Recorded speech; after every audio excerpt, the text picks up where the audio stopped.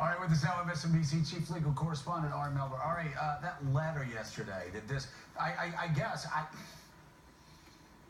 I took con law 1, I took con law 2. I should have taken con law 3 because I didn't realize, if you read your Constitution, that the most powerful person in our constitutional republic is actually the, Deputy Attorney General. Everyone must bow and scrape to the Deputy Attorney General, apparently, even the President of the United States. So what did this Deputy Attorney General write in this letter that was so damning for James Comey? Well, Joe, I think you're asking all the right questions. Let's start with that point.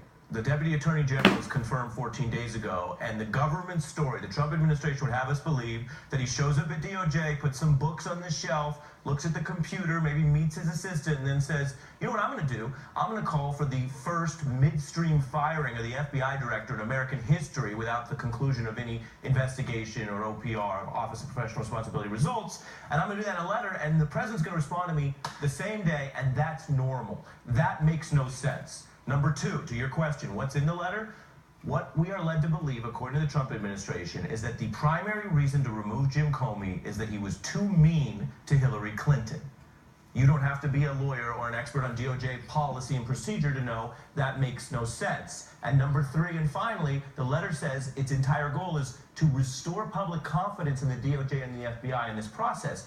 How do you restore confidence when you issue this 3-page letter/press release with material in it that is misleading about a process that everyone observed over the last year? So it makes no sense in a way that I think calls into question Mr. Rosenstein's ability to do his job right now, which is to be the independent overseer of any Russia probe, because Attorney General Jeff Sessions said he was recused. And I can't say it enough. Rosenstein's reasons for Comey's firing actually contradict the President of the United States' praise of Comey for those same exact actions. Bingo. They completely contradict Donald Trump's judgment as candidate about it. And again, to go back to the Attorney General, who is his boss, even if he's ostensibly recused, or as you and Bob Woodward were discussing, recused while not acting in a recused manner, which is itself a problem for the DOJ's independence. But Jeff Sessions, on the record, contemporaneously, when it mattered,